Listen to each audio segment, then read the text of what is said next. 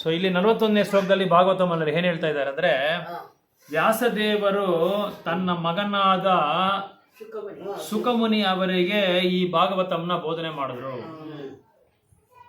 So ಆ ಥರ ವ್ಯಾಸದೇವರ ಒಂದು ತಾಮರ ಬಾಯಿಂದ ಸುಖಮುನಿಗಳು ಅವರು ಆ ಶ್ರವಣ ಮಾಡಿದ್ರು ಭಾಗವತಂನ. ಸುಖಮುನಿಗಳು ಏನು ಮಾಡಿದ್ರು, ಆ ಶ್ರವಣ ಮಾಡಿಕೊಂಡು ಅವರ ಶಿಷ್ಯರಾದ ಪರೀಕ್ಷಿತ್ ಮಹಾರಾಜ್ಗೆ ಇದು ಬೋಧನೆ ಮಾಡಿದ್ರು.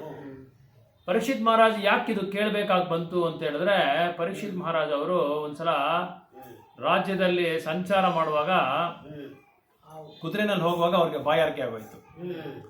ಆಗ ನೀರು ಕುಡಿಬೇಕಾಗಿ ಬಂತು. ಅಲ್ಲಿ ಒಬ್ಬರು ಋಷಿಮುನಿಗಳಿದ್ರು. ಆ ಋಷಿಮುನಿಗಳು ಅವರ ಕುಟೀರದಲ್ಲಿ ಕೂತ್ಕೊಂಡು ಜಪ ಮಾಡ್ತಾ ಇದ್ರು, ಧ್ಯಾನ ಮಾಡ್ತಾ ಇದ್ರು. ಅವ್ರ ಹತ್ರ ಹೋಗಿ ಕೇಳ್ತಾರೆ, ನನಗೆ ಸ್ವಲ್ಪ ನೀರು ಕೊಡಿ, ನೀರು ಬೇಕು ಅಂತ ಕೇಳಿದ್ರೆ ಅವ್ರೇನು ಮಾತಾಡಲ್ಲ. ಯಾಕಂದ್ರೆ ಅವರು ತುಂಬಾ ಆಳವಾಗಿ ಘೋರವಾಗಿ ತಪಸ್ ಮಾಡ್ತಾ ಇರ್ತಾರೆ. ಮಾಡ್ತಾ ಇರುವಾಗ ಇವರು ರಾಜ ಅಲ್ವಾ, ರಾಜ ಅಂತ ಬಂದ್ರೆ ಅವ್ರಿಗೆ ಸಕಲ ಮರ್ಯಾದೆಗಳು ಅತಿಥಿ ಸತ್ಕಾರಗಳು ಮಾಡ್ಬೇಕಾಗಿರೋ ಕರ್ತವ್ಯ ಪ್ರಜೆಗಳದು. ಇವ್ರೇನು ಮಾಡ್ಲಿಲ್ಲ, ಇವ್ರಿಗೆ ಕೋಪ ಬಂದ್ಬಿಡುತ್ತೆ. ಅವಾಗ ಪರೀಕ್ಷಿತ್ ಮಹಾರಾಜ್ ತಲೆ ಮೇಲೆ ಚಿನ್ನದ ಕಿರೀಟ ಇಟ್ಕೊಂಡಿರ್ತಾರೆ. ಅವ್ರೇನ್ ಮಾಡ್ತಾರೆ, ನಾನು ಕೇಳಿ ಇವ್ರು ನೀರು ಕೊಟ್ಟಿಲ್ಲ ಅಂತ ಹೇಳ್ಬಿಟ್ಟು ಒಂದು ಸತ್ತೋಗಿದ ಹಾವನ್ನ ತೆಗೆದು ಹಂಗೆ ಎಸೆದ್ ಬಿಡ್ತಾರೆ ಅವ್ರ ಮೇಲೆ, ಋಷಿಗಳ ಮೇಲೆ. ಆ ಋಷಿ ಮೇಲೆ ಅವ್ರ ಹೆಸರು ಶೃಂಗಿ ಅವ್ರ ಅಪ್ಪ ಅವರದು. ಶೃಂಗಿ ಅವರಪ್ಪ, ಅವ್ರ ಮಗನ ಹೆಸರು ಶೃಂಗಿ ಇವರಪ್ಪ, ಇವ್ರ ಹೆಸರು ಮರ್ತೋಗ್ಬಿಟ್ಟಿದ್ವಿ. ಅವ್ರ ಕತ್ತ ಮೇಲೆ ಬಿದ್ದೋಗ್ಬಿಡುತ್ತೆ ಅದು ಹಾವು. ಆಗ ಶೃಂಗಿ ಫ್ರೆಂಡ್ ಅಲ್ಲಿ ನಿಂತ್ಕೊಂಡು ಸ್ನೇಹಿತ ನೋಡ್ತಾ ಇರ್ತಾನೆ. ನೋಡ್ತಾ ಇರುವಾಗ ಶೃಂಗಿ ಹತ್ರ ಹೋಗಿ ಹೇಳ್ತಾನೆ, ನೋಡಿ ನಿಮ್ಮ ತಂದೆಯವರು ದೊಡ್ಡ ಋಷಿಮುನಿಗಳು, ಅವ್ರು ಧ್ಯಾನ ಮಾಡ್ತಾ ಇದ್ರೆ, ತಪಸ್ ಮಾಡ್ತಾ ಇದ್ರೆ ಆ ರಾಜ ಬಂದು ಸತ್ತೋಗಿದ ಹಾವನ್ನ ನಿಮ್ಮ ತಂದೆ ಕತ್ತ ಮೇಲೆ ಹೆಸದ್ಬಿಟ್ರು. ಎಂತ ದೊಡ್ಡ ಘೋರವಾದ ಅಪರಾಧ ಮಾಡೋರು ಇವರು. ಋಷಿಮುನಿಗಳು ಅಂದ್ರೆ ತುಂಬಾ ನಾವು ಹುಷಾರಾಗಿರ್ಬೇಕು, ಮರ್ಯಾದೆ ಕೊಡ್ಬೇಕು, ಅವ್ರಿಗೆ ಸಕಲ ಗೌರವ ಕೊಡಬೇಕು, ದಾಸರಾಗಿ ಅವ್ರಿಗೆ ಸೇವೆ ಮಾಡಬೇಕು, ಇದೆಲ್ಲ ಇದೆ ಶಾಸ್ತ್ರದಲ್ಲಿ. ಅಂತದವ್ರು ಏನ್ ಮಾಡಿದ್ರು, ಹೆಸದ್ಬಿಟ್ರು. ಅದನ್ನ ನೋಡಿ ಶೃಂಗಿಗೆ ಕೋಪ ಬಂದು ಸ್ನಾನ ಮಾಡ್ತಾ ಇರ್ತಾರೆ, ಓಡ್ ಬಂದು ಶಾಪ ಕೊಟ್ಬಿಡ್ತಾರೆ ಪರೀಕ್ಷಿತ್ ಮಹಾರಾಜ್ಗೆ. ನನ್ನ ತಂದೆಗೆ ಈ ತರ ನೀನು ಅವಮಾನ ಮಾಡಿದ್ಯಾ, ಯಾವ ಸತ್ತಿದ ಹಾವನ್ನ ನೀನು ನನ್ನ ತಂದೆ ಕತ್ತ ಮೇಲೆ ಹಾಕಿದ್ಯೋ ಅದೇ ತರ ನೀನು ಅದೇ ಹಾವಿಂದ ನೀನ್ ಸತ್ತೋಗ್ತೀಯ, ಅದೇ ಹಾವುಲೇ ನಿನ್ನ ಕಚ್ಚಿ ನಿನ್ನ ಸತ್ತೋಗ ನೀನ್ ಸಾಯಿಸುತ್ತೆ, 7 ದಿನದಲ್ಲಿ ನೀನ್ ಸಾಯ್ತೀಯ ಅಂತ ಹೇಳ್ತಾರೆ. ಇಲ್ಲಿ ನಾವು ಅರ್ಥ ಮಾಡ್ಕೊಬೇಕಾಗಿರೋದು ಏನಂದ್ರೆ, ಪರೀಕ್ಷಿತ್ ಮಹಾರಾಜ್ಗೆ ನೋಟಿಸ್ ಬಂತು, ಸಮನ್ನು ಕೋರ್ಟಿಂದ 7 ದಿನ ನಿನ್ ಟೈಮು ಅಂತ. ನಮಗೆಲ್ಲ 7 ನಿಮಿಷ ಕೂಡ ಟೈಮ್ ಇರಲ್ಲ. ಯಾವಾಗ ಎಲ್ಲಿ ದೇಹ ಬಿಡ್ತೀರ ನಾವ್ ಹೇಳಕ್ಕಾಗಲ್ಲ. ಹೊರಗಡೆ ಹೋದ್ಮೇಲೆ ತಿರ್ಗಾ ವಾಪಸ್ ಬರೋದು ಕಷ್ಟ ಕಲಿಯುಗದಲ್ಲಿ. ಆತರ ನಾವು ಅರ್ಥ ಮಾಡ್ಕೊಬೇಕಂದ್ರೆ ಯಾವ ಟೈಮಲ್ಲಿ ಏನಾದ್ರೂ ಆಗ್ಬೋದು, ಯಾವ ಅನಾಹುತನೂ ಆಗ್ಬೋದು, ಏನೇ ಆಗ್ಬೋದು. ಈಗ ನಿಮ್ಮ ರಿಲೇಷನ್ಸ್ ಅವರು ಪಾಪ ಕಜ್ಜಾಯ ಕೊಡಕ್ ಹೋದವ್ರು, ಅವರು ಯಾರು ಅನ್ಕೊಂಡಿಲ್ಲ. ಎಲ್ರು ಏನಂತಾರೆ, ಕಜ್ಜಾಯಿಗೆ ಹೋಗಿ ಕೊಡ್ಬೇಕಾ ಅಂತ ಅನ್ಕೊಂತಾರೆ. ಏನಕ್ಕೆ ಹೋಗ್ಬೇಕು ಕಜ್ಜಾಯ ಕೊಡಕ್ಕೆ ಅಂತ? ಟೈಮ್ ಅಲ್ಲ, ಆ ಕರ್ಮಕ್ಕೆ ತಕ್ಕಂತೆ ಕ್ರಿಯೇಟ್ ಮಾಡ್ತಾರೆ, ಸೃಷ್ಟಿ ಮಾಡ್ತಾರೆ. ಅದನ್ನ ಆ ಸಿಚುವೇಶನ್, ಆ ಸಂದರ್ಭ ಬರೋ ತರ ಮಾಡ್ತಾರೆ ಭಗವಂತ. ಯಾಕಂದ್ರೆ ಅವ್ರಿಗೇನೋ ಒಂದು ಕರ್ಮ ಇರುತ್ತೆ, ಅವ್ರಿಗೆ ಏನೋ ಒಂದು ಕರ್ಮ ಇರುತ್ತೆ, ಅವ್ರು ಆ ತರ ಮಾಡಿರ್ತಾರೆ. ಅವ್ರಿಗೆ ಅದಕ್ಕೇನ್ ಮಾಡ್ತಾರೆ, ಕಜ್ಜಾಯಿನ ಇಟ್ಕೊಂಡು ಅವ್ರನ್ನ ಇದ್ ಮಾಡುದು, ಆ ಕರ್ಮನ ಕ್ಲಿಯರ್ ಮಾಡುದು. ಆ ತರ ಇಲ್ಲಿ ಪರೀಕ್ಷಿತ್ ಮಹಾರಾಜ್ಗೆ ಶಾಪ ಕೊಟ್ಬಿಡ್ತಾರೆ, 7 ದಿನಗಳಲ್ಲಿ ನೀನು ಸರ್ಪ ನಿನ್ನ ಕಚ್ಚಿ ನೀನು ಸತ್ತೋಗ್ಬಿಡ್ತೀಯ. ತಕ್ಷಣ ಪರೀಕ್ಷಿತ್ ಮಹಾರಾಜ್ ಏನ್ ಮಾಡ್ತಾರೆ, ಯೋಚನೆ ಮಾಡ್ಬಿಟ್ಟು ನಾನು ಏನ್ ಮಾಡ್ಬೇಕಾಗಿದ್ದಕ್ಕೆ, ಏನ್ ಮಾಡ್ಬೇಕು ನಾನು ಇದಕ್ಕೆ, ನಾನು ಈ 7 ದಿನದಲ್ಲಿ ನಾನು ಬೇರೆಯವ್ರ ತರ ಇದು ಜ್ಯೋತಿಷರ ಹತ್ರ ಹೋಗೋದು, ಪರಿಹಾರ ಕೇಳ್ಕೊಳ್ಳೋದು, ನನಗೇನ ನಾನು ನಿಜವಾಗಿ ಸಾಯ್ತೀನಾ ಇರಲ್ವಾ, ನಾನು ಅವ್ರು ಹೇಳಿದ್ ನಿಜಾನಾ ಅಂತ. ಆ ಕಾಲದಲ್ಲಿ ಬ್ರಾಹ್ಮಣರ ಬಾಯಲ್ಲಿ ಏನಾದ್ರೂ ಶಾಪ ಕೊಟ್ಬಿಟ್ರೆ ಅದು ನಿಜವಾಗಿ ನಡೆಯುತ್ತೆ. ಯಾಕಂದ್ರೆ ಬ್ರಾಹ್ಮಣರು ಅವಾಗ ಸತ್ಯವಾಗಿ ನಡ್ಕೊಂತ ಇದ್ರು. ಈಗಿರೋ ಬ್ರಾಹ್ಮಣರಲ್ಲಿ ಎಷ್ಟು ಜನ ಸತ್ಯ ಅಂತ ಹೇಳಕ್ಕಾಗಲ್ಲ. ಇದಾರೆ ಸತ್ಯವಂತರು ಇದಾರೆ, ಸತ್ಯವಂತರು ಇದ್ದಾರೆ, ಸತ್ಯ ಇಲ್ದಿರೋರು ಇದ್ದಾರೆ, ಧರ್ಮವನ್ನು ಪಾಲಿಸೋರು ಇದ್ದಾರೆ, ಅಧರ್ಮವನ್ನು ಪಾಲಿಸೋರು ಇದ್ದಾರೆ. ನಾವ್ ಯಾರನ್ನು ಅದಕ್ಕೆ ಆ ಕಾಲದಲ್ಲಿ ಬ್ರಾಹ್ಮಣರು ಏನಾದ್ರು ಹೇಳಿದ್ರೆ ನಿಜವಾಗಿ ನಡೀತಾ ಇತ್ತಂತೆ. ಯಾಕಂದ್ರೆ ಅವರು ಧರ್ಮನ ಆಚರಣೆ ಮಾಡ್ತಾ ಇದ್ರು. ಧರ್ಮನ ಆಚರಣೆ ಮಾಡೋರ ಹತ್ರ ಸತ್ಯ ಇರುತ್ತೆ, ಶಕ್ತಿನೂ ಇರುತ್ತೆ. ಅವ್ರ ಬಾಯಲ್ಲಿ ಬರೋ ಪದಗಳಲ್ಲಿ ಶಕ್ತಿ ಇರುತ್ತೆ, ಅದು ನಿಜವಾಗಿ ನಡೆಯುತ್ತೆ, ಅದಂಗೆ ನಡೆದು ಬಿಡುತ್ತೆ. ಆವತ್ತು ಬ್ರಾಹ್ಮಣರಿಗೆ ಶಕ್ತಿ ಕಳ್ಕೊಂಡ್ಬಿಟ್ರು ಅವತ್ತು. ಯಾಕಂದ್ರೆ ಶೃಂಗಿ ಮಾಡಿದ ತಪ್ಪು. ಪರೀಕ್ಷಿತ್ ಮಹಾರಾಜು ದೊಡ್ಡ ವೈಷ್ಣವರು, ಬ್ರಾಹ್ಮಣರಿಗಿಂತ ದೊಡ್ಡವರು ಅವರು, ಬ್ರಾಹ್ಮಣರಿಗಿಂತ ಅತೀತವಾದವರು ಅವರು, ಶುದ್ಧ ಭಕ್ತರು, ಗರ್ಭದಲ್ಲೇ ಭಗವಂತನ ನೋಡಿದವರು ಅವರು, ಉತ್ತರ ಗರ್ಭದಲ್ಲೇ ಭಗವಂತನ ದರ್ಶನ ಮಾಡಿದವರು ಅವರು.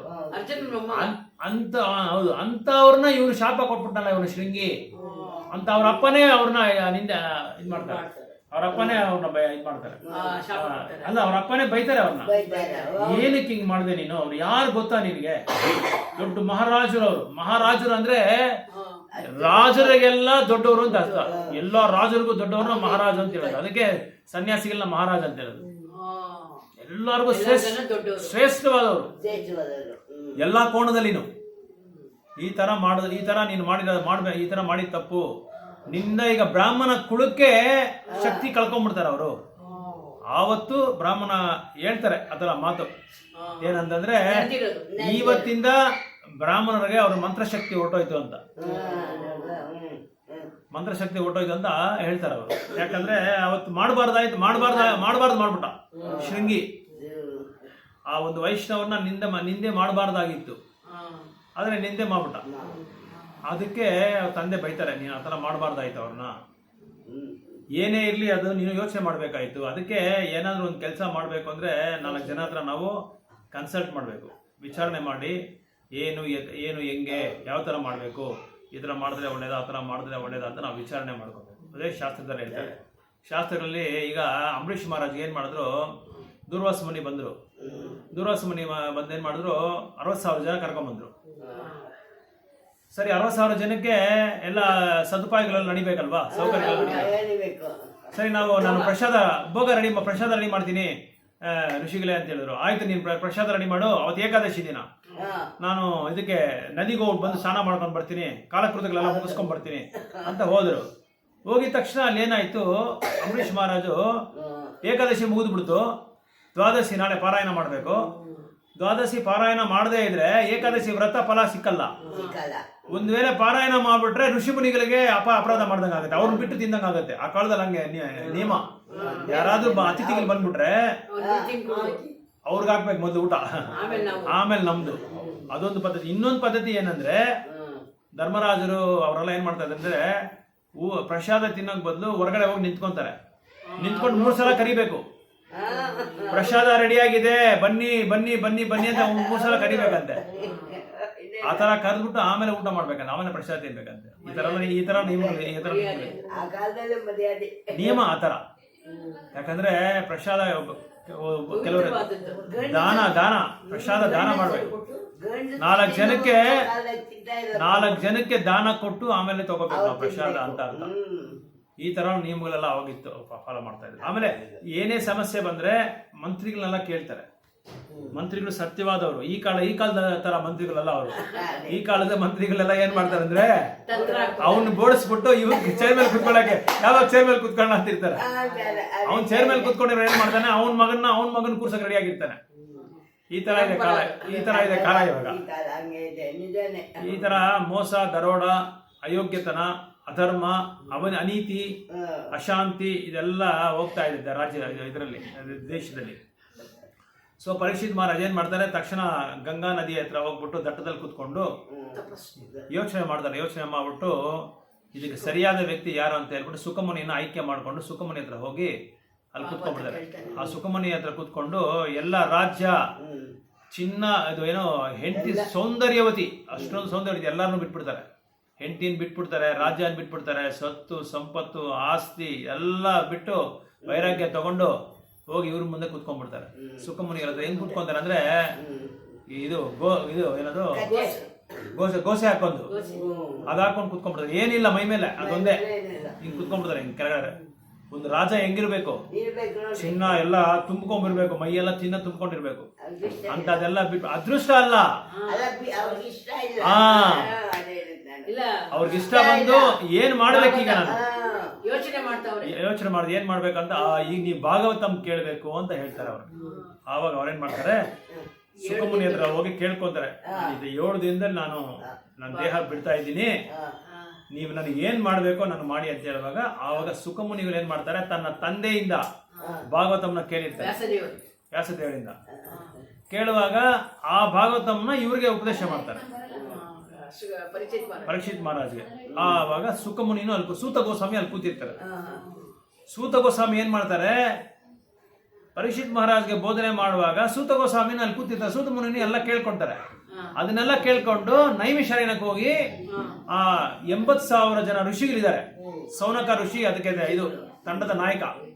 ಅವರ ನಾಯಕತ್ವದಲ್ಲಿ ಇವರು ಸೂತ ಗೋಸ್ವಾಮಿನ ಆಯ್ಕೆ ಮಾಡಿಕೊಂಡು ಬನ್ನಿ ಅಂತ ಕರೀತಾರೆ. ನೈಮಿಷಾರಣ್ಯಕ್ಕೆ ಕರೆದು, ನೀವು ನಮಗೆ ಭಾಗವತಂ ಹೇಳಿ, ನೀವು ಸರಿಯಾದ ವ್ಯಕ್ತಿ ನೀವು ಹೇಳೋದಕ್ಕೆ. ಯಾಕಂದ್ರೆ ನೀವು ಯಾರ ಹತ್ರ ಕೇಳಿದೀರಾ? ಗುರು ಪರಂಪರೆಯಿಂದ ಕೇಳಿದಿರಾ. ಯಾರು? ಸುಖಮುನಿಗಳಿಂದ. ಸುಖಮುನಿ ಯಾರ ಹತ್ರ ಕೇಳಿದ್ದಾರೆ? ಅವ್ರ ತಂದೆ ವ್ಯಾಸದೇವರಿಂದ ಕೇಳಿದ್ದಾರೆ. ಅದಕ್ಕೆ ನೀವೇ ಸರಿಯಾದ ವ್ಯಕ್ತಿ, ನಿಮ್ಮಿಂದನೇ ನಾವು ಕೇಳಬೇಕು. ಇದೆಲ್ಲ ನಾವು ಓದಿದ್ವಿ. ನಿಮ್ಮಿಂದನೇ ನಾವು ಕೇಳಬೇಕಾಗಿ ಬರ್ತದೆ. ಬೇರೆ ಯಾರು ಅದಕ್ಕೆ ಸರಿಯಾದ ಅರ್ಹರು ಇಲ್ಲ, ನಿಮ್ಗೆ ಅರ್ಹತೆ ಇದೆ ಅಂತೇಳಿ ಇವ್ರೇನ್ ಮಾಡ್ತಾರೆ, ಅವ್ರ ಹತ್ರ ಸೂತ ಗೋಸ್ವಾಮಿ ಎಲ್ಲ ಬೋಧನೆ ಮಾಡ್ತಾರೆ. ಸೂತ ಗೋಸ್ವಾಮಿಗೆ 6 ಪ್ರಶ್ನೆ ಕೇಳ್ತಾರೆ. ನಾವು ಓದಿದ್ರಲ್ಲ, 6 ಪ್ರಶ್ನೆಗಳು ಕೇಳ್ತಾರೆ. ಈ ಕಲಿಯುಗಕ್ಕೆ ಜನಕ್ಕೆ ಒಳ್ಳೇದು ಮಾಡ್ಬೇಕಂದ್ರೆ ನಾವೇನ್ ಮಾಡ್ಬೇಕು ಅಂತ ಒಂದು ಪ್ರಶ್ನೆ ಕೇಳ್ತಾರೆ. ಆಮೇಲೆ ಇನ್ನೊಂದೇನ್ ಕೇಳ್ತಾರೆ ಅಂದ್ರೆ, ಈ ಅವತಾರಗಳು, ಭಗವಂತನ ಅವತಾರಗಳ ಉದ್ದೇಶ ಏನು, ಏನಕ್ಕೋಸ್ಕರ ಅವ್ರ ಅವತಾರ ತಗೊಂಡ್ರು, ಈ ತರ 6 ಪ್ರಶ್ನೆಗಳು ಕೇಳ್ತಾರೆ. 6 ಪ್ರಶ್ನೆಗಳಿಗೆ ನಾವು ಇವತ್ತು ಉತ್ತರ ಓದ್ತಾ ಇರೋದಿಲ್ಲ. ಒಂದೊಂದು ಉತ್ತರನೇ ಓದ್ತಾ ಇದೀವಿ. ಒಂದೊಂದು ಉತ್ತರ ಹೇಳ್ತಾ ಇದ್ದಾರೆ ಸೂತ ಗೋಸ್ವಾಮಿ. ಇವರೆಲ್ಲ ಕೇಳ್ತಾ ಇದ್ದಾರೆ. ಸೊ ಈ ತರ ಆ ಗುರು ಶಿಷ್ಯ ಪರಂಪರದಲ್ಲಿ ಬಂದಿರೋ ಗುರುನ ಮಾತ್ರ ನಾವು ಆಯ್ಕೆ ಮಾಡಿಕೊಂಡು ಅವ್ರ ಹತ್ರನೇ ನಾವು ಬೋಧನೆಗಳನ್ನ ಕೇಳಬೇಕಾಗಿ ಬರುತ್ತೆ. ಬೇರೆ ಯಾರ ಹತ್ರ ಕೇಳಿದ್ರೆ ಏನಾಗುತ್ತೆ ಅಂದ್ರೆ, ಶರ್ಪ ಬಂದು ಹಾಲಲ್ಲಿ ನಾಲಿಗೆ ಇಟ್ರೆ ಏನಾಗುತ್ತೆ, ವಿಷ ಆಗ್ಬಿಡುತ್ತೆ. ಆ ಥರ ನಮ್ಮ ಆಧ್ಯಾತ್ಮಿಕ ಜೀವನ ಕೂಡ ವಿಷ ಆಗ್ಬಿಡುತ್ತೆ. ಅದಕ್ಕೆ ನೀವು ಗುರು ಶಿಷ್ಯ ಪರಂಪರೆಯಲ್ಲಿ ಬಂದಿರೋ ಒಂದು ಗುರುಗಳ ಹತ್ರ ಮಾತ್ರನೇ ನೀವು ಈ ಪಾಠವನ್ನು ಕಲಿಬೇಕಾಗಿ ಬರುತ್ತೆ. ಶಾಸ್ತ್ರಗಳು ಕಲಿಬೇಕಾಗುತ್ತೆ. ಎಲ್ಲ ಭಾಗವತ, ಭಗವದ್ಗೀತಾ ಪ್ರತಿಯೊಂದು ಅವ್ರ ಹತ್ರನೇ ನೀವು ಕಲಿಬೇಕಾಗತ್ತೆ ಅಂತ ಇಲ್ಲಿ ಹೇಳ್ತಾ ಇದ್ದಾರೆ.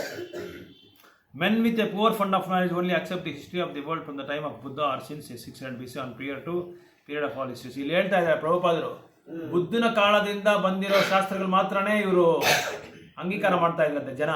ಅದಕ್ಕೆ ಮುಂದೆ ಬಂದಿರೋದೆಲ್ಲ ಇದೆಲ್ಲ ಕಲ್ಪನಾ ಕಥೆಗಳು ಅಂತ ಅವರು ತಪ್ಪಾಗಿ ಯೋಚನೆ ಮಾಡ್ಕೊಂಡಿದ್ರಂತೆ. ತಪ್ಪಾಗಿ ಅಂದ್ರೆ ಪ್ರತಿಯೊಂದು ಶಾಸ್ತ್ರಗಳಿಂದ ಬರೋದು, ಗುರು ಶಿಷ್ಯ ಪರಂಪರೆಯಿಂದ ಬಂದಿರೋ ಪ್ರತಿಯೊಂದು ಶಾಸ್ತ್ರಗಳು ಬಂದು ನಿಜವಾದದ್ದು, ಸತ್ಯವಾದದ್ದು ಅಂತ ಹೇಳಿ ಇಲ್ಲಿ ಹೇಳ್ತಾ ಇದ್ದಾರೆ. ಆದ್ರೆ ಜನಕ್ಕೆ ಗೊತ್ತಿಲ್ಲ ಅದು. ಜನ ಅದನ್ನ ನಂಬಲ್ಲ. ಈ ಲೋಕದಲ್ಲಿ ಎಷ್ಟೋ ಲೋಕಗಳಿಂದ ಈ ಬೋಧನೆಗಳು ಮಾಡ್ತಾ ಇರ್ತಾರೆ. ಆ ಲೋಕಗಳಲ್ಲಿ ಹೇಳೋದೆಲ್ಲ ಸುಳ್ಳು ಅನ್ಕೊಂಡ್ಬಿಡ್ತಾರೆ. ಆದ್ರೆ ಶಾಸ್ತ್ರಗಳಿಂದ ಬರೋದು, ಗುರುಗಳಿಂದ, ನಿಜವಾದ ಪ್ರಾಮಾಣಿಕ ಗುರುದಿಂದ ಬರೋದ್ರಿಂದ ಎಲ್ಲ ಕರೆಕ್ಟ್ ಆಗಿರುತ್ತೆ, ಸತ್ಯವಾಗಿರುತ್ತೆ ಅಂತ ಹೇಳಿ ಇಲ್ಲಿ ಪ್ರಭುಪಾದರು ಹೇಳ್ತಾ ಇದ್ದಾರೆ. Considering the different situation and different minds, also sometimes circumstances, there is nothing wonderful in the stories of Puranas. Are not imaginary. We should always remember the maxim that one's man's food is another man's poison. We should not therefore reject the stories and histories of the Puranas as imaginary. ಈಗ ಈ ಲೋಕದಲ್ಲಿರೋ ಪುರಾಣಗಳು ಒಬ್ರಿಗೇನಾಗುತ್ತೆ, ಸೌಕರ್ಯವಾಗಿರುತ್ತೆ, ಚೆನ್ನಾಗಿರುತ್ತೆ, ಒಪ್ಕೋತಾರೆ. ಇದೇ ಪುರಾಣಗಳನ್ನ ಇನ್ನೊಂದು ಲೋಕದಲ್ಲಿ ಹೋಗಿ ಹೇಳಿದ್ರೆ ಅವ್ರು ಒಪ್ಕೊಳಲ್ಲ ಅದನ್ನು. ಯಾಕಂದ್ರೆ ಈಗ once one man's food is another man's poison. ನಮಗೆ ಒಂದು ಕೆಲವು ಆಹಾರವಾಗಿರುತ್ತೆ, ಅದನ್ನೇ ಬೇರೆಯವ್ರಿಗೆ ಅದಾದ್ರೆ ಅದು ವಿಷವಾಗಿರುತ್ತೆ, ವಿಷ ಆಗಿರುತ್ತೆ. ಅದು ವಿಷ. ನಮ್ಗೆ ಆಹಾರ ಆಗಿದ್ರೆ ಅದು ವಿಷ, ಬೇರೆಯವ್ರಿಗೆ ವಿಷ ಆಗಿರುತ್ತೆ. ಈಗ ಹಾವೆಲ್ಲ ಇರುತ್ತೆ. ಹಾವು, ಈ ಪ್ರಾಣಿಗಳೆಲ್ಲ ತಿನ್ನೋದೆಲ್ಲ ನಾವು ತಿನ್ನಕ್ಕಾಗಲ್ಲ, ಅದು ನಮ್ಗೆ ವಿಷ ಆಗ್ಬಿಡುತ್ತೆ. ನಾವು ತಿನ್ನೋ ಫುಡ್ ಅವ್ರಿಗೆ ಕೆಲವು ವಿಷ ಆಗ್ಬಿಡುತ್ತೆ. ಅದೇ ಇಲ್ಲಿ ಹೇಳ್ತಾ ಇದ್ದಾರೆ. ಅಂದ್ರೆ ಏನಂದ್ರೆ, ಕೆಲವರು ಇದು ಶಾಸ್ತ್ರದಲ್ಲಿರೋದು ಕೆಲವರು ನಂಬ್ತಾರೆ, ಕೆಲವರು ನಂಬಲ್ಲ. ಈ ಲೋಕದಲ್ಲಿರೋದು ನಂಬ್ತಾರೆ, ಇದನ್ನೇ ಬೇರೆ ಲೋಕದಲ್ಲಿ ನಂಬಲ್ಲ. ಈಗ ನಮ್ಮ ಶಾಸ್ತ್ರಗಳು, ನಮ್ಮ ವೇದಗಳು, ನಮ್ಮ ಭಾಗವತಮ್ಮ ಎಲ್ಲ ಎತ್ಕೊಂಡೋಗಿ ಇವ್ರಿಗೆ ಪಾಕಿಸ್ತಾನ, ಚೈನಾ ನಂಬ್ತಾರ, ಓಡಿಸ್ ಕಳಿಸ್ತಾರೆ ನಮ್ಮನ್ನ. ಅವ್ರದ್ದು ನಮ್ಗೆ ಹೇಳಿದ್ರೆ ನಾವೇನ್ ಮಾಡ್ತೀರಿ, ನಾವು ಓಡಿಸ್ ಕಳಿಸ್ತೀವಿ. ಆ ತರ. So the great rishis like Vyasa has no business putting some imaginary stories in the letter. So ಆ ಥರ ವ್ಯಾಸದೇವರು ಯಾವುದು ಕಲ್ಪನೆ ಮಾಡಿ ಯಾವುದು ಬರ್ದಿಲ್ಲ. ಇದು ಯಾಕಂದ್ರೆ ಈಗ ಮಹಾಭಾರತ ಬರೆದ್ರು, ವ್ಯಾಸ ಮಹರ್ಷಿ ಬರೆದ್ಬಿಟ್ಟು ಅದರಲ್ಲಿ ಮಧ್ಯದಲ್ಲಿರೋ ಒಂದು ಭಾಗವನ್ನು ಭೀಷ್ಮ ಪರ್ವ ಅಂತ ಒಂದಿದೆ, ಅದನ್ನ ತಗೊಂಡು ಏನ್ ಮಾಡಿದ್ರು, ಭಗವದ್ಗೀತೆನಲ್ಲಿ 700 ಶ್ಲೋಕ ಬರೆದ್ರು. ಇದು ಬಂದ್ಬಿಟ್ಟು ಒಂದ್ಸಲ ಯೋಚನೆ ಮಾಡ್ಕೊಂಡು ಕೂತ್ಕೊಂಡ್ಬಿಟ್ರು ವ್ಯಾಸದೇವರು. ಏನೋ ನಂಗೆ ಸಂತೃಪ್ತಿನೇ ಇಲ್ಲಲ್ಲ, ಇಷ್ಟೊಂದು ಬರ್ದಿದ್ದೀನಿ, ಸಂತೋಷನೇ ಇಲ್ಲ ಅಂತ ಯೋಚನೆ ಮಾಡ್ತಾ ಇರುವಾಗ ಅವ್ರ ಗುರುಗಳು ಬಂದ್ರು. ಅವ್ರ ಗುರು ಯಾರು? ನಾರದ ಮುನಿ. ಅವ್ರ ಗುರು ನಾರದ ಮುನಿ ಬಂದ್ರು. ಏನಪ್ಪಾ ನಿನ್ ಸಮಾಚಾರ, ಯಾಕೆ ಈ ತರ ಒಂಥರ ಇದೆಯಾ ನೀನು ಅಂತ ಕೇಳುವಾಗ ಈ ತರ ಶಾಸ್ತ್ರಗಳೆಲ್ಲ ಬರದೆ ನನಗೇನು ಸಂತೋಷ ಸಿಕ್ಲಿಲ್ಲ ಅಂತ ತೃಪ್ತಿ ಆಗ್ಲಿಲ್ಲ ಅಂತ ಹೇಳುವಾಗ ನಾರದ ಮುನಿ ಹೇಳಿದ್ರು ಕೃಷ್ಣನ ವರ್ಣನೆ ಮಾಡು, ಕೃಷ್ಣನೇ ಹೊಗಳು ವರ್ಣನೆ ಮಾಡು, ಅವ್ರ ಭಕ್ತರನ್ನ ವರ್ಣನೆ ಮಾಡು, ಅವ್ರ ಬಗ್ಗೆ ಹೊಗಳ್ಬೇಡು, ಅವ್ರ ಬಗ್ಗೆ ನೀನು ಹೊಗಳು ಬರೀ ಅವ್ರ ಅವ್ರನ್ನ ಕೀರ್ತನೆ ಮಾಡು, ಗುಣಗಾನ ಮಾಡು ಅಂತ ಹೇಳುವಾಗ ಅವ್ರೇನ್ ಮಾಡಿದ್ರು ಭಾಗವತ ಪುರಾಣನ ಬರೆದ್ರು. ಆವಾಗ ಅವ್ರಿಗೆ ಸಂತೃಪ್ತಿ ಆಯಿತು. ವ್ಯಾಸ ಮಹರ್ಷಿ ಕೇಳಬೇಕಾಗಿದ್ದ ಅವಶ್ಯಕತೆ ಏನಿಲ್ಲ. ಆದ್ರೇನು ಬರೋ ಸಂತತಿಗಳಿಗೆ ನಾನು ಎಷ್ಟೇ ಬುದ್ಧಿವಂತನಾಗ್ಲಿ ಜ್ಞಾನವಂತನಾಗ್ಲಿ ವೇದಾಂತಿ ಆಗ್ಲಿ ಒಂದು ಗುರುನ ನಾನು ಅಂಗೀಕಾರ ಮಾಡಿಕೊಂಡು ಅವ್ರು ಏನು ಉಪದೇಶ ಕೊಡ್ತಾರೋ ಆ ಉಪದೇಶಗಳನ್ನ ನಾನು ಆಚರಣೆ ಮಾಡಬೇಕಾಗಿ ಬರುತ್ತೆ. ನನ್ನ ಸ್ವಂತ ವಾಕ್ಯಗಳನ್ನ ನಾನು ಯಾವತ್ತೂ ನಾವು ಹೇಳಬಾರ್ದು ಅಂತ ಹೇಳ್ತಾ ಇದ್ದಾರೆ. ಶ್ರೀಮದ್ Bhagavatam historical facts selected from the histories of different planets have been depicted is therefore accepted by all the spiritual authorities as the Mahapurana. 18 ಪುರಾಣದಲ್ಲಿ ಮಹಾಪುರಾಣ ಬಂದು ಶ್ರೀಮದ್ ಭಾಗವತಂ. 18 ಪುರಾಣ ಇದೆ. 6 ಪುರಾಣ ಸತ್ವಗುಣದಲ್ಲಿ ಹೇಳಿದ್ದಾರೆ, 6 ಪುನಃ ರಜಗುಣದಲ್ಲಿ ಬರೆದಿದ್ದಾರೆ, ಇನ್ನೊಂದು 6 ಪುರಾಣ ತಮೋ ಗುಣದಲ್ಲಿ ಬರೆದಿದ್ದಾರೆ. ಸತ್ವಗುಣದಲ್ಲಿ ಬರೆದಿರೋ ಪುರಾಣದಲ್ಲಿ ವಿಷ್ಣುನೇ ದೈವತಮ ಪರಮ ಪುರುಷ ಅಂತಾರೆ. ರಜೋಗುಣದಲ್ಲಿ ಬರೆದಿರೋ ಬ್ರಹ್ಮ ಹೈಯೆಸ್ಟ್ ಅಂತಾರೆ, ಬ್ರಹ್ಮ ಉತ್ತಮವಾದ ಅಂತಾರೆ. ತಮೋಗುಣದಲ್ಲಿ ಬರೆದಿರೋ ಪುರಾಣಗಳಲ್ಲಿ ಶಿವ ಉತ್ತಮವಾದವರು ಅಂತ ಬರೀತಾರೆ. ಇದು ಯಾಕೆ ಈ ತರ ಬರೀತಾರೆ ಅಂದ್ರೆ ಆಯಾ ಗುಣದಲ್ಲಿರೋರು ಆ ಪುರಾಣ ಓದ್ಕೊಂತಾರೆ, ಆ ಪುರಾಣ ಓದ್ಕೊಂಡು ಅವರೇ ಉತ್ತಮವಾದವರು. So the special significance of this history is that they are all connected with the activities of the Lord in different time and atmosphere. Srila Sukadeva Goswami is the topmost personality of all the celebrations and he accepted this as the subject studies from his father Vyasadeva. Srila Vyasadeva is a great authority and the subject matter of Srimad Bhagavatam being so important. He delivered the message first to his grandson and compared to the cream of the milk. So there is no gain, however, is accepting the message of Bhagavatam from the unbelievers atheists. ಅದಕ್ಕೆ ಭಾಗವತಂ ಈಗ ಏನ್ ಮಾಡ್ತಿದ್ದಾರೆ, 7 ದಿನ ಭಾಗವತಂ ಕೇಳಿದ್ರು, ಅದಕ್ಕೆ ಭಾಗವತ್ ಸಪ್ತ ಅಂತ ಹೇಳ್ತಾರೆ. ಇದನ್ನ ಇಟ್ಕೊಂಡು ಏನ್ ಮಾಡಿದ್ದಾರೆ, ಕೆಲವರೆಲ್ಲ ಚೆನ್ನಾಗಿ ಭಾಗವತಂ ಎಲ್ಲ ಓದ್ಬಿಟ್ಟು ವ್ಯಾಪಾರ ಮಾಡಕ್ ಶುರು ಮಾಡ್ಕೊಂಡ್ಬಿಟ್ರು. ನಿಮ್ಮ ಮನೆಯಲ್ಲಿ ಇವು ದೊಡ್ಡ ದೊಡ್ಡ ಮಾರ್ವಾಡಿಗಳೆಲ್ಲ ಇರ್ತಾರೆ, ಈ ಗುಜರಾತ್ ಅಲ್ಲಿ, ಬಾಂಬೆನಲ್ಲಿ, ಡೆಲ್ಲಿನಲ್ಲಿ, ಜೈಪುರಲ್ಲಿ, ಇವರಿಗೆಲ್ಲ ಸ್ವಲ್ಪ ಶಾಸ್ತ್ರಗಳ ಅದು ಅವಗಾಹನ ಇರಲ್ಲ. ಅಂದ್ರೆ ನಂಬಿಕೆ ಚೆನ್ನಾಗಿರುತ್ತೆ, ಕೇಳಬೇಕು ಅಂತ ಇಂಟ್ರೆಸ್ಟ್ ಇರುತ್ತೆ. ಇವರೆಲ್ಲ ಏನ್ ಮಾಡ್ತಾರೆ, ಅಲ್ಲಿ ದೊಡ್ಡ ದೊಡ್ಡ ಈ ಭಾಷಣ ಕೊಡೋರು ಇರ್ತಾರೆ ಭಾಗವತ ಮೇಲೆ, ಪ್ರೊಫೆಷನಲ್ ಸ್ಪೀಕರ್ಸ್. ಅಂದ್ರೆ ಅವ್ರಿಗೆ ಬೇರೆ ಏನು ವೃತ್ತಿ ಇಲ್ಲ, ಅದೇ ವೃತ್ತಿ ಅವ್ರಿಗೆ. ಭಾಗವತಂ ಹೇಳೋದೇ ವೃತ್ತಿ. 7 ದಿನ ಭಾಗವತಂ ಅವ್ರು ಹೇಳಿದ್ರೆ ಇಷ್ಟು ಲಕ್ಷ ರೂಪಾಯಿ ಕೊಡ್ಬೇಕು, ಇಲ್ಲ ಇಷ್ಟು 1000 ರೂಪಾಯಿ ಕೊಡ್ಬೇಕು, ಅವ್ರಿಗೆಲ್ಲ ಸೌಕರ್ಯಗಳು ಮಾಡ್ಕೊಡ್ಬೇಕು. ಮನೆಗೆ ಕಳಿಸ್ಬಿಟ್ಟು ಎಲ್ಲಾರನ್ನು ಕರೀತಾರೆ, ಮನೆಯಲ್ಲಿ ಪಕ್ಕದ ಸುತ್ತಮುತ್ತ ಇವರೆಲ್ಲ ಕರೆದ್ಬಿಟ್ಟು ಈ ತರ ಭಾಗವತಂ ಹೇಳೋದಕ್ಕೆ ಬರ್ತಾ ಇದಾರೆ ಪರ್ಣಿ ಅಂತ ಹೇಳ್ಬಿಟ್ಟು. ಆವಾಗ ಏನಾಗತ್ತೆ ಅಂದ್ರೆ ದುಡ್ಡು ತಗೊಂಡು ಭಾಗವತಂ ಉಪದೇಶ ಮಾಡ್ತಾ ಇರುವಾಗ ಅದರಲ್ಲಿ ಸತ್ಯ ಇರಲ್ಲ, ಶುದ್ಧತೆ ಇರಲ್ಲ. ಅವನ ಗೋಲ್, ಅವನ ಏಮ್, ಅವನ ಏನು ಅಂತಿಮ ಉದ್ದೇಶ, ಅವನ ಗುರಿ ದುಡ್ಡು. 7 ದಿನ ಇಷ್ಟು ಬರುತ್ತೆ, ನೆಕ್ಸ್ಟ್ ಎಲ್ಲಿ ಪ್ರೋಗ್ರಾಮ್ ಹೋಗೋಣ, ಅಲ್ಲೇ ದುಡ್ಡು ಬರುತ್ತೆ, ಎಷ್ಟು ಸಂಪಾದಿಸೋಣ ಆ ಪ್ಲಾನ್ ಹಾಕೊಂಡಿರ್ತಾರೆ. ಅವನ ಉದ್ದೇಶ ಏನು, ದುಡ್ಡು ಸಂಪಾದಿಸೋದು. ಇನ್ನು ಮನಿ ದುಡ್ಡಿನ ಅವನು ಇರ್ತಾನೆ. ಅಂತವ್ರ ಹತ್ರ ಭಾಗವತಂನ ಕೇಳಬಾರ್ದು. ನಾಗರ ಹಾವಿಗೆ ಸಮಾನ ಅವರು, ವಿಷ. ಯಾಕಂದ್ರೆ ಇಲ್ಲಿ ಭಾಗವತಂ ಏನಕ್ಕೆ ಕೇಳೋದು, ಭಗವಂತನ ಸಂತೃಪ್ತಿ ಮಾಡಬೇಕು. ಸಂತೃಪ್ತಿ ಮಾಡಿ ನಾವು ಭಾಗವತಂ ಬಗ್ಗೆ ಕಲ್ತ್ಕೊಂಡು ನಾವು ಭಕ್ತಿನಲ್ಲಿ ಮುಂದುವರಿಯೋದಕ್ಕೆ ನಾವು ಮಾಡ್ತಾ ಇರೋದು. ದೇವರ ತೃಪ್ತಿಗೋಸ್ಕರ ನಾವು ಮಾಡ್ತೀವಿ. ಹಾಗಾಗಿ ನಾವೇನ್ ಮಾಡ್ಬೇಕು, ಭಾಗವತಂನ ಈ ತರ ದುಡ್ಡುಗೋಸ್ಕರನೋ ವ್ಯಾಪಾರಕ್ಕೋಸ್ಕರನೋ ಇಲ್ಲ, ಇದು ಕುಟುಂಬದಲ್ಲಿ ಸ್ವಲ್ಪ ಕೊರತೆಗಳಿರುತ್ತೆ, ಸಮಸ್ಯೆ ಇರುತ್ತೆ, ದುಡ್ಡಿನ ಸಮಸ್ಯೆ ಇರುತ್ತೆ, ಸಂಸಾರ ಮೇಂಟೈನ್ ಮಾಡ್ಬೇಕಾದ್ರೆ ದುಡ್ಡಿರಲ್ಲ, ಅದಕ್ಕೂ ಸ್ವಲ್ಪ ಜನ ಭಾಗವತಂ ಹೇಳ್ಬಿಟ್ಟು ದುಡ್ಡು ತಗೊಂತಾರೆ.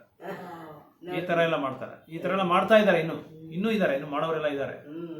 ಸೊ ಭಗವಂತನ ಮಾಧ್ಯಮದಲ್ಲಿ ಇಟ್ಕೊಂಡು ದುಡ್ಡು ಸಂಪಾದಿಸೋದು, ಈ ತರ ಎಲ್ಲ ಮಾಡ್ತಾ ಇದ್ದಾರೆ.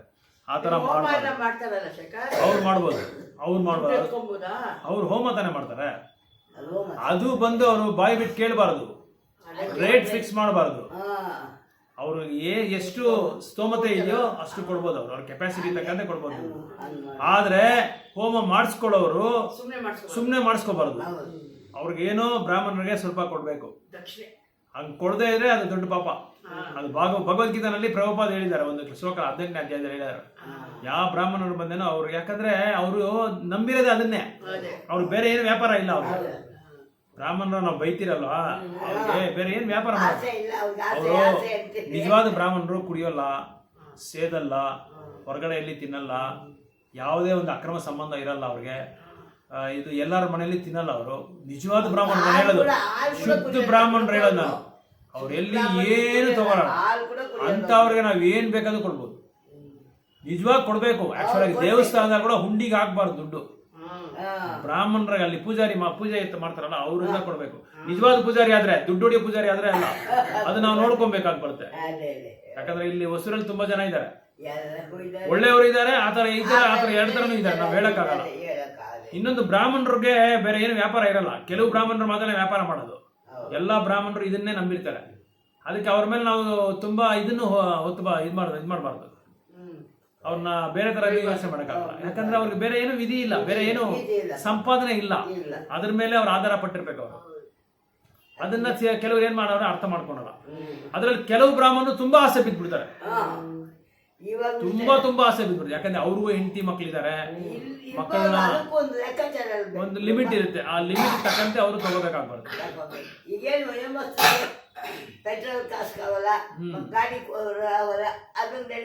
ಇಲ್ಲ, ಅದು ಕೊಡ್ಬೇಕು. ಯಾಕಂದ್ರೆ ಅವ್ರು ಅಲ್ಲಿ ಎಲ್ಲಿಂದ ಬರ್ತಾರೋ ಅವ್ರು ಕೊಡ್ಲೇಬೇಕಲ್ಲ, ಮಿನಿಮಮ್ ಇಷ್ಟು ಅಂತ ಕೊಡ್ಲೇಬೇಕು. ಈಗ ಹೋಮಕ್ಕೆ ಅಂದ್ರೆ ಮಿನಿಮಮ್ 3,000 ರೂಪಾಯಿ ಯಾವ ಹೋಮನ ನೀವು ಮಾಡಿಸಿ. ಮುಂದೆಲ್ಲ 500 ರೂಪಾಯಿ ಕೊಟ್ರೆ ಹೋಗ್ಬಿಡ್ತಾ ಇದೆ. 500, 1,000 ರೂಪಾಯಿ ಕೊಟ್ರೆ ಹೊಸೂರಲ್ಲಿ ಓಹೋ ಅನ್ಬಿಟ್ಟಿದೆ. ಅವ್ರಿಗೂ ಬೆಲೆ ಜಾಸ್ತಿ. ಇವಾಗ ಒಳ್ಳೆ ಅಕ್ಕಿ 73 ರೂಪಾಯಿ ಕೆಜಿ, ಆ ಎಣ್ಣೆ ಬೆಲೆ ಜಾಸ್ತಿ, ಮನೆ ಬಾಡಿಗೆಗಳಿರುತ್ತೆ, ಎಲೆಕ್ಟ್ರಿಸಿಟಿ ಚಾರ್ಜ್ ಇರುತ್ತೆ, ಎಲ್ಲ ಇರ್ತಾವ. ಅದೆಲ್ಲ ಹೇಳಕ್ಕಾಗಲ್ಲ. ಹಂಗಂತ ಒಬ್ಬರ ಹತ್ರನೇ ಎಲ್ಲರೂ ಕಿತ್ಕೊಳಕ್ಕಾಗಲ್ಲ. ಅವ್ರು ಎಲ್ಲರಾದ್ರೂ ಸ್ವಲ್ಪ ತಗೋಬೇಕಾಗುತ್ತೆ. ಇನ್ನೊಂದು ಶುದ್ಧವಾದ ಬ್ರಾಹ್ಮಣರು ಕೇಳೋದೇ ಇಲ್ಲ. ಇವಾಗ ನಾವು ಸಂಸ್ಕಾರ ಮಾಡಿಸ್ತೀವಿ, ಬಾಯಿ ಬಿಟ್ಟು ಏನು ಕೇಳಿಲ್ಲ, ನೀವೇ ಗೂಗಲ್ ಪೇ ಮಾಡ್ಬಿಡಿ ಪ್ರಭು ಅಂದ್ಬಿಟ್ರು. ದುಡ್ಡು ಕೊಡೋಕೆ ಹೋದ್ರೆ ಗೂಗಲ್ ಪೇ ಮಾಡ್ಬಿಟ್ರಿ, ನಾವು ತಟ್ಟೆನಲ್ಲಿ ದುಡ್ಡು ಕೊಟ್ಟು ಕಳಿಸ್ಬಿಟ್ರಿ. ಹಂಗೆ ಇನ್ ಕೆಲವ್ರು ಏನ್ ಮಾಡ್ತಾರೆ, ಫಿಕ್ಸ್ ಮಾಡ್ತಾರೆ, ಈ ಹೋಮಕ್ಕೆ ಇಷ್ಟು ದುಡ್ಡು, ಈ ಹೋಮಕ್ಕೆ ಇಷ್ಟು ದುಡ್ಡು, ಈ ಹೋಮಕ್ಕೆ ಇಷ್ಟು ದುಡ್ಡು ಅಂತ ಫಿಕ್ಸ್ ಮಾಡ್ತಾರೆ. ಸೊ ಬ್ರಾಹ್ಮಣರು ಕೊಡೋದ್ರಿಂದ ನಮ್ಗೇನು ಇದಿಲ್ಲ, ಬಟ್ ನಮಗೂ ಕೊಡೋದಿಕ್ಕೆ ಇದಿರ್ಬೇಕಲ್ವಾ, ಸ್ತೋಮತೆ ನಮ್ಗೂ ಕೈ ಬರೋದು ದುಡ್ಡು ಇರ್ಬೇಕಲ್ಲ. ಕೆಲವ್ರ ಹತ್ರ ಇರುತ್ತೆ, ಕೆಲವ್ರ ಹತ್ರ ಇರಲ್ಲ. ಕೆಲವ್ರ ಹತ್ರ ನೀವ್ ಹೇಳ್ದಂಗೆ ದುಡ್ಡು ಇಟ್ರೇನು ಅವ್ರಿಗೆ ಕೊಡಕ್ ಬರಲ್ಲ, ಮನ್ಸು ಬರಲ್ಲ. ಸೊ ಇದನ್ನೆಲ್ಲ ನಾವು ನೋಡ್ಕೊಂಡು ಏನೋ ಒಂದು ಮಿನಿಮಮ್ ನಮ್ ಕೈಯಲ್ಲಾದಷ್ಟು ಅವ್ರಿಗೆ ಕೊಡ್ಬೇಕಾಗ್ಬರುತ್ತೆ. ಯಾಕಂದ್ರೆ ಈಗ ಯಾವುದೇ ಒಂದು ಹೋಮ ಮಾಡ್ಲಿ 3,000 ರೂಪಾಯಿ ಕಡಿಮೆ ಒಂದು ಗೃಹ ಪ್ರವೇಶ, ಅದು ಒಂದು ಹೋಮ ಮಾಡಿದ್ರೆ 3,000. ಅದರಲ್ಲಿ ನರಸಿಂಹ ಹೋಮ, ನವಗ್ರಹ ಹೋಮ, ಗಣಪತಿ ಹೋಮ ಇದೆಲ್ಲ ಮಾಡಿದ್ರೆ ರೇಟ್ ಜಾಸ್ತಿ ಆಗುತ್ತೆ. ಅವ್ರಿಗೂ ಕಷ್ಟ ಇದೆ, ಇಲ್ಲ ಅಂತೇಳಿ. ಅದಕ್ಕೆ ನಮ್ಗೇನ್ ಬೇಕೋ ಅದು ಮಾಡಿಸ್ಕೊಂಡು ನಾವು ಸುಮ್ಮನೆ. ಇನ್ನೊಂದು ಹೋಮಕ್ಕಿಂತ ಬೆಸ್ಟ್ ಏನಂದ್ರೆ, ಈಗ ಒಂದು 50-60 ಜನ ಭಕ್ತನ ಕರೆದ್ಬಿಟ್ಟು ನಾಮ ಸಂಕೀರ್ತನೆ ಮಾಡ್ಬಿಟ್ಟು ಈ ತರ ಶ್ರವಣ ಮಾಡಿಸ್ಬಿಟ್ಟು, ಭಾಗವತಂ ಶ್ರವಣ ಮಾಡ್ಬಿಟ್ಟು ಸ್ವಲ್ಪ ಪ್ರಸಾದ ಕೊಟ್ಬಿಟ್ರೆ ತೃಪ್ತಿಯಾಗಿ, ಸಂತೋಷ ಅಲ್ಲ ಮಾಡ್ಬೇಕಾಗಿರೋದೇ ಅದೇ. ಬೇರೆ ಏನ್ ಮಾಡಿದ್ರೇನು ಸುಮ್ನೆ ನಾನು ಮಾಡಿದ್ದೀನಿ ಅಂತ ಅಷ್ಟೇ, ನಾನು ಮಾಡಿದ್ದೀನಪ್ಪ ಅಂತ ಅದು ಹೆಸರು ಅಷ್ಟೇ, ನಾಮಕವಾಸ್ತ. ಇದು ಅದಕ್ಕೆ ಕುಂಭಮೇಳ, ಮಹಾಕುಂಭಮೇಳಗೆ ಮಹಾಕುಂಭಮೇಳಗೆ ಹೋದ್ರೆ ಸುಮ್ನೆ ಸ್ನಾನ ಮಾಡಿದ್ರೆ ಮಾತ್ರ ಅದರಲ್ಲಿ ಏನು ಪ್ರಯೋಜನ ಇಲ್ಲ. ನೀವ್ ಏನ್ ಮಾಡ್ಬೇಕು ಅದನ್ನ ಮುಚ್ಚಿಟ್ಬಿಟ್ಟಿದ್ದೀರಾ ಅಂತ ಹೇಳ್ತಾ ಇದಾರೆ. ನೀವು ಮಾಡ್ಬೇಕಾಗಿರೋದು ಅಲ್ಲಿ ಮುಖ್ಯವಾದ ಇದು ಸೇವೆ ಏನಂದ್ರೆ, ಭಗವಂತನ ನಾಮ ಸಂಕೀರ್ತನೆ ಮಾಡ್ಬೇಕು, ಭಗವಂತನ ಪ್ರಸಾದ ಕೊಡ್ಬೇಕು, ಭಗವಂತನ ಸಂದೇಶವನ್ನು ಬೇರೆಯವರಿಗೆ ಹೇಳಿ ಪ್ರಚಾರ ಮಾಡಬೇಕು. ಇದು 3 ಮಾಡದೇ ಇದ್ರೆ ಏನು ಮಹಾಕುಂಭ ಮೇಳ ಮಾಡಿದ್ರೆ ವೇಸ್ಟ್. ಅವರು ಸ್ನಾನ ಮಾಡ್ಕೊಂಡು ತುಂಬಾ AC ರೂಮಲ್ಲಿ ಕೂತ್ಕೊಂಡು 5 ಸ್ಟಾರ್ ಹೋಟೆಲ್ ಕೂತ್ಕೊಂಡು ಚೆನ್ನಾಗಿ ತಿನ್ಕೊಂಡು ಅದು ಇದು ಮಾತಾಡ್ಕೊಂಡು ನಾನು ಸ್ನಾನ ಮಾಡ್ಬಿಟ್ಟೆಪ್ಪ ಅಂತ ಬಂದ್ರೆ ಅದೇನು ಪ್ರಯೋಜನ ಏನು, ಉಪಯೋಗನೇ ಇಲ್ಲ. ಅದಕ್ಕೆ ಪರೀಕ್ಷಿತ್ ಮಹಾರಾಜ್ ಏನ್ ಹೇಳಿದ್ರು, ತಕ್ಷಣ ಯಾವ್ದೋ ದೊಡ್ಡ ಹಾಸ್ಪಿಟಲ್ ಯಾವ್ದು ನೋಡಿಲ್ಲ ಅವರು, ಮಲ್ಟಿ ಸ್ಪೆಷಾಲಿಟಿ ಹಾಸ್ಪಿಟಲ್ ನೋಡಿಲ್ಲ. 7 ದಿನ ಸತ್ತೋಗ್ತೀನಿ, ಯಾವ ಡಾಕ್ಟರ್ ಹತ್ರ ಹೋದ್ರೆ ನಾನು ಪ್ರಾಣ ಉಳಿಸ್ತೇನೆ ಅಂತ ನೋಡ್ಲಿಲ್ಲ. ತಕ್ಷಣ ಹೋಗಿ ಇವ್ರ ಹತ್ರ ಸುಖದೇವ ಸುಖಮುನಿ ಹತ್ರ ಹೋಗಿ ಕುತ್ಕೊಂಡ್ಬಿಟ್ರು. ಗಂಗಾ ನದಿ ದಟ್ಟದಲ್ಲಿ ಕುತ್ಕೊಂಡ್ಬಿಟ್ಟು ತಿಂಡಿ, ಆಹಾರ, ನಿದ್ರೆ ಎಲ್ಲ ಬಿಟ್ಬಿಟ್ರು. ಅಲ್ಲಿ ಕೂತ್ಕೊಂಡು ಶ್ರವಣ ಮಾಡಿದ್ರು. 7 ದಿನದಲ್ಲಿ ಶ್ರವಣ ಮಾಡಿದಕ್ಕೋಸ್ಕರ ಇವ್ರು 7 ದಿನ ಭಾಗವತಂ ಕೀರ್ತನೆ ಮಾಡಿದ್ರು, ಅವ್ರು 7 ದಿನ ಶ್ರವಣ ಮಾಡಿದ್ರು. ಇಬ್ರು ಬೇಗ ಭಗವಂತ ಹತ್ರ ಹೊರಟೋದು. ಅದಕ್ಕೆ ಭಾಗವತಂ ಬಂದು ಕಂಟಿನ್ಯೂ ಆಗಿ ಒಂದು ಚೂರು ಅದಕ್ಕೆ ಇದು ಬಿಡಬಾರ್ದು. ಮಧ್ಯಾಂತರ ಇಲ್ದಿರ ನಾವು ಕೇಳ್ತಾ ಇರಬೇಕು, ಓದ್ತಾ ಇರಬೇಕು. ಹರೇ ಕೃಷ್ಣ.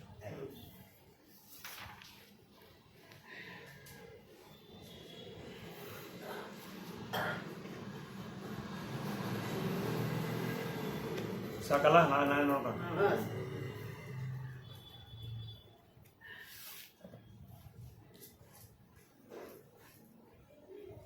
ಎಂಥ ಕ್ರಿಮಿನಲ್ಗಳು, ಎಂಥ ಘೋರವಾದ ಒಂದು ಏನು ಹೇಳೋದು, ಮೋಸವಾದವ್ರನ್ನು ಕೂಡ ಭಾಗವತಂ ಹೋದರೆ, ಅದನ್ನ ಭಾಗವತಂ ಓದೋದ್ರಿಂದ ಅವ್ರಿಗೆ ಮುಕ್ತಿ ಸಿಕ್ಬಿಡ್ತಾರೆ.